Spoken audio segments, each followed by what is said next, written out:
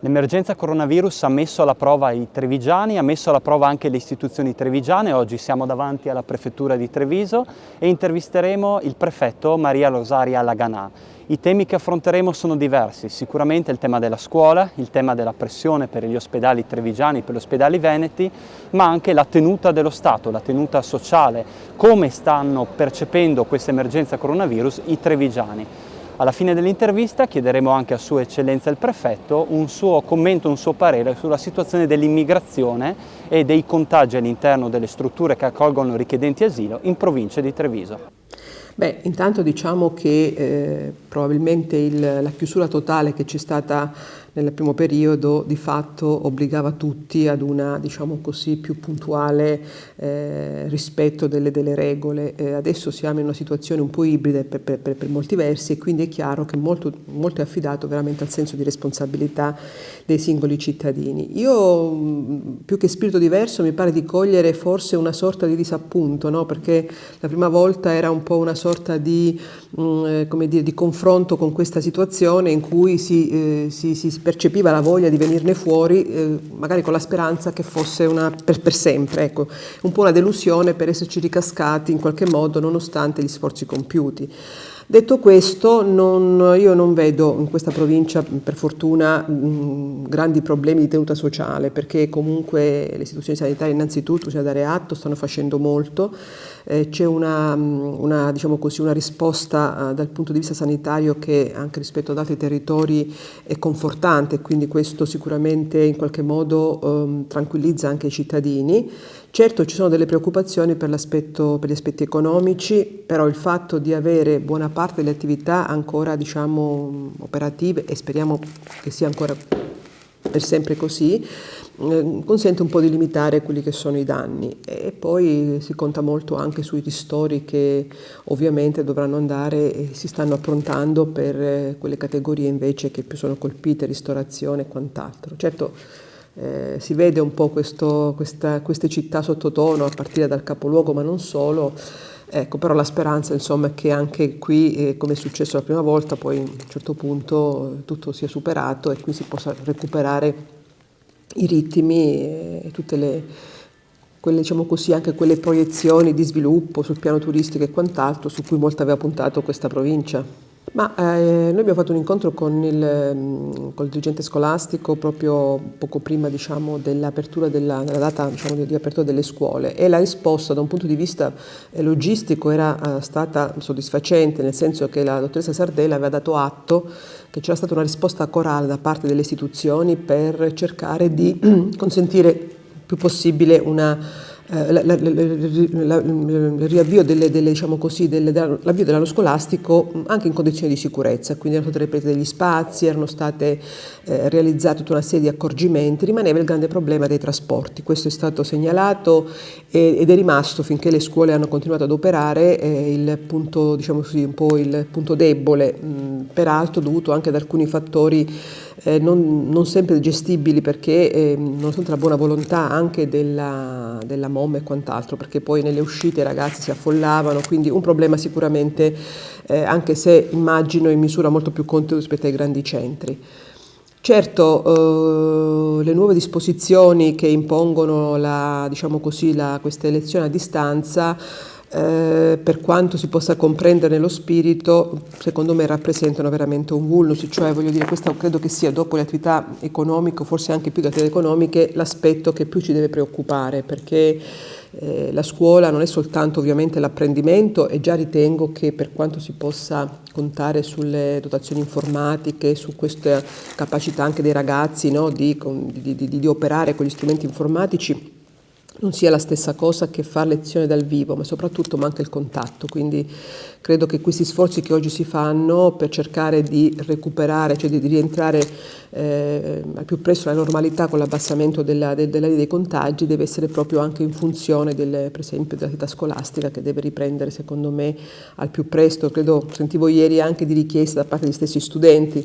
è significativo che gli studenti che solitamente protestano perché insomma ogni scusa è buona per stare a casa, adesso reclamino a gran voce la voglia di tornare in classe. Penso che sia una richiesta giusta e comprensibile, senza pensare al disagio delle famiglie per la gestione della scuola da casa, al di là poi di quelli che sono gli istituti, gli strumenti che pure sono approntati, permessi vari, congedi e quant'altro, lavoro agile, però sicuramente è tutta una dinamica familiare che sicuramente non è scevra da problemi.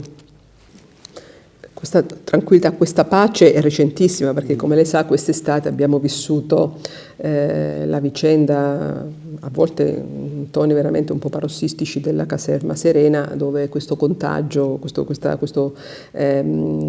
focolaio che si era sviluppato, che forse ha rappresentato uno dei primi casi di ripresa, anche se in maniera assolutamente asintomatica, ha scatenato, come lei sa, delle opposte reazioni, anche a volte mi permetto di dire con toni non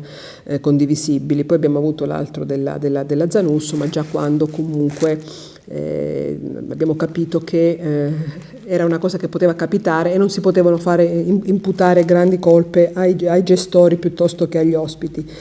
Quindi sicuramente in questo momento questa provincia conosce una minore presenza di richiedenti asilo. Qui ormai non arriva gente da parecchio tempo, quindi siamo a circa 600 richiedenti asilo distribuiti nelle strutture, quindi le 2 caserme ma anche l'accoglienza diffusa. Questo perché per una scelta evidentemente fatta sinora non sono arrivati nuovi richiedenti asilo, che pure continuano ad arrivare sulle coste. Noi leggiamo dalle cronache, sentiamo di un hotspot di Lampedusa completamente pieno, anzi più che pieno, e sappiamo anche di arrivi che sono stati fatti recentemente, sono stati disposti anche in regioni a noi limitrofe, mi riferisco all'Emilia Romagna e quant'altro. Quindi in questo momento siamo in questa situazione, però ecco, che cosa ci aspetta per il futuro non lo possiamo sapere. Per quanto riguarda le situazioni di contagio, non si può escludere che evidentemente qualche altro episodio si possa verificare, perché a parte le 2 strutture abbiamo anche qualche altra struttura che ha un numero importante di richiedenti asilo, parliamo di 40 persone, 50 persone, non tanti per fortuna. Siamo preparati, nel senso che sappiamo già quali sono eventualmente i protocolli da utilizzare.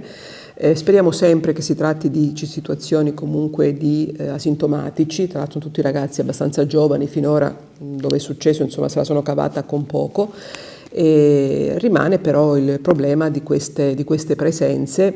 di ragazzi che sono qui ormai da anni, quindi che stanno aspettando il completamento di questa procedura che difficilmente porterà alla possibilità di una loro collocazione come rifugiati. Molti purtroppo si troveranno senza permesso di soggiorno perché di fatto una volta completata saranno degli irregolari e quindi dovranno in qualche modo uscire dal nostro paese. Certamente qualcuno verrà recuperato con le procedure di sanatoria cosiddetta appunto della immersione del lavoro nero, perché molti di questi ragazzi hanno trovato, questo va dato atto, hanno cercato di trovare una loro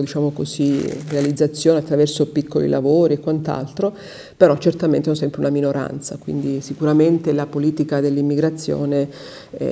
va ripensata in qualche modo a livello nazionale, lo stanno anche già facendo, la risposta è sempre difficile da trovare rispetto ai numeri che ci sono. Si stanno avvicinando le vacanze natalizie, forse le più difficili degli ultimi anni per gli italiani, per i veneti e per i trevigiani. Le chiediamo un pensiero da Sua Eccellenza il Prefetto, quindi da istituzione, ma anche da semplice cittadino.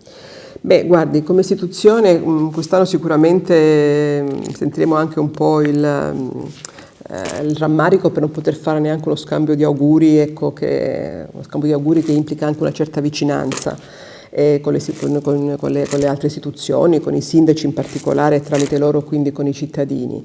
Credo, ripeto quello che ho detto prima, come istituzione mi auguro che ci sia da parte di tutti una consapevolezza che il Natale, siccome è per tutti, il Natale è anche per tutti coloro che in quest'anno hanno subito una tragedia perché hanno perso un caro, una persona cara per effetto del coronavirus, ma anche il Natale per tutti coloro che hanno come dire, lavorato alacremente e continueranno a lavorare alacremente anche nei giorni di Natale per salvare vite umane. Quindi nel momento in cui ci viene chiesto di fare un sacrificio, io direi che se guardiamo a queste situazioni nessuna cosa ci potrà pesare più di tanto. Come cittadino, ecco, io credo che sia l'occasione anche per riscoprire un po' i valori, gli affetti della propria casa, magari avremo meno occasione per uscire, meno luccichi, ecco, in genere le luci danno gioia, danno anche il senso della festa, ma a volte, come dire, rischiano di diventare tutto. Ecco, invece sappiamo bene che il Natale è altro e quindi direi che potrebbe essere un momento anche di riflessione per tutti e di concentrarsi sulle cose importanti. Magari scopriremo anche un diverso valore del Natale e magari lo gusteremo anche di più.